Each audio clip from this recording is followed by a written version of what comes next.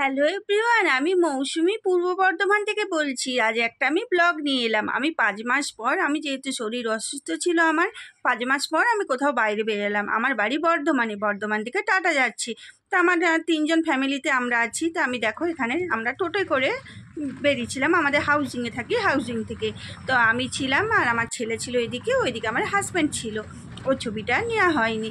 তারপরে আমরা টোটোয় করে গেলাম স্টেশনে আমাদের আরও 2টো ফ্যামিলি ছিল, আমার দেওর ও আমার ভাসুরজিরা, ওরা সবাই মিলে আমরা ট্রেনে উঠে গেলাম। আমরা বর্ধমান থেকে এক্সপ্রেস ট্রেনে চেপেছিলাম হাওড়া স্টেশন অবধি যাবো বলে। হাওড়া থেকে আবার টাটা স্টিলে চাপবো বগিটাতে। তা আমরা যে যার মতো বসে গেলাম। আমার কাছে আমার নাতনি বসেছিল, মানে আমার ভাসুরজির মেয়ে, তো আমার ছেলে এখনো অনেকটাই। তারপরে আমরা দেখো হাওড়া স্টেশনে নেমে গেলাম। হাওড়া স্টেশনেতে প্রচুর ভিড়, এমনি বৃষ্টি হচ্ছে। তো আমরা টাটা স্টিলে চাপার জন্য সবাই এক এক করে রেডি। তো চেপে গেলাম ট্রেনেতে। তো টাটা স্টিল আমরা প্রথম চাপলাম। এক্সপ্রেস ট্রেনটা বেশ ভালোই লাগলো। আমাদের শনিবার ছিল বলে আমরা শুধু চা খেয়েছিলাম আর মুড়ি একটু সেও ভাজা নিয়ে গেছিলাম, ওটাই খেয়েছিলাম। তো আমরা এবারে দেখো এখানে আমরা নামবো বলে রেডি হয়ে গেছি, কিন্তু খুব বোর লাগছিল। যে হয়ে গেল, আমাদের ওখানে পৌঁছে গেলাম আমরা। রাত্রের বৃষ্টিও হচ্ছিল, তো আমরা অটোয় করে, 2টো অটোতে করে চলে গেলাম ওদের বাড়ি। রাত্রে লুচি ঘুগনি হয়েছিল, খেয়ে নিলাম। তার সাথে ছিল সন্দেশ। তারপরে সকালবেলাতে আবার একটু ঘুরু, তারপর চা খাওয়া হলো। চা খাওয়ার পরে টিফিন খাওয়া হয়ে গেল। দিয়ে দুপুরে খিচুড়ি খাওয়া হয়েছিল, কষা মাংস, খিচুড়ি, চাটনি, পাঁপড়, এইসব ছিল, বেশ ভালোই জমে গিয়েছিল। আর রাত্রে তারপরেও ছিল। তো দুপুরে খিচুড়ি আমি খাইনি, ভাত খেয়েছিলাম। আমরা সবাই মিলে এখানে একসাথে খেতে বসেছিলাম। সেই দিনটাও পার হয়ে গেল আর এইভাবেই।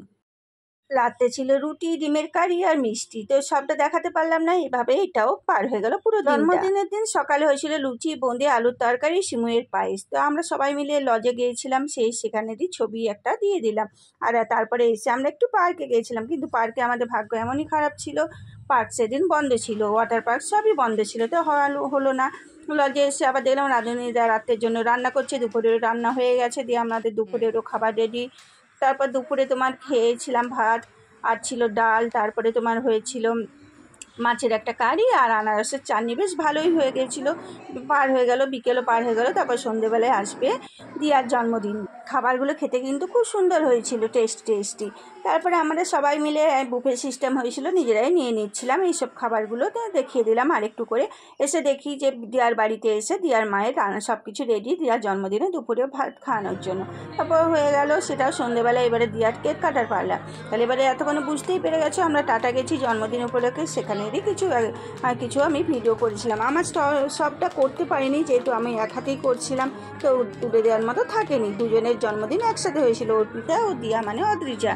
তারপরে আমরা জন্মদিনে একটু নাচ গান সবই হলো, লাস্টে খাওয়া দাওয়া হয়েছিল। রাত্রে নান পরোটা হয়েছিল, স্যালাড ছিল, তারপরে তোমার ছিল চানা মশলা ছিল, আর নিরামিষও হয়েছিল, পনির আর চানা ছিল, ছোলার ডাল ছিল। আজ হয়েছিল মাটন। তো ভাতও ছিল, আমি ভাত তখন নিয়ে একটু মাটন নিয়ে নিয়েছিলাম, আর একটা রসগোল্লা ভালো লাগে তার জন্য রসগোল্লাও নিয়েছিলাম। দিয়ে রাত্রেবেলায় খাওয়া দাওয়া হয়ে গেল। খাওয়া দাওয়ার পরেও একটু নাচ টাচ সবাই মিলে করছিল, সব বেশ ভালোই লাগলো, খুব মজা হচ্ছিল। অনেক দিন পর বাড়ি থেকে বেরিয়েছিলাম, খুব আনন্দ উপভোগ করলাম। আমার তো খুব ভালো লেগেছে। তো একটা দিন মানে নয়, পুরো 3-4টে দিনের আমি একসাথে ভিডিওটা করেছি। কেমন লাগলো অবশ্যই বলবেন। তারপরে সকাল হয়ে গেল, সকালে আমাদেরকে চলে আসতে হবে বর্ধমান ফেরত। আমরা দেখো ট্রেনে যে যার মতো আছে, পুচকিটা ঘুমিয়ে গেছে, আমার শরীরটা খুব খারাপ ছিল সেদিনে, ভালো লাগছিল না। তারপরে আমরা বর্ধমান স্টেশনে এসে গেলাম, যে যার বাড়ি চলে গেলাম। এখানে আমি শেষ করছি। যদি আমার ব্লগটা ভালো লেগে থাকে লাইক কমেন্ট করে পাশে থাকবেন। পুরোটা দেখার জন্য অসংখ্য ধন্যবাদ। এখন আসছি, টাটা, দেখা হবে নেক্সট কোনো ভিডিওতে।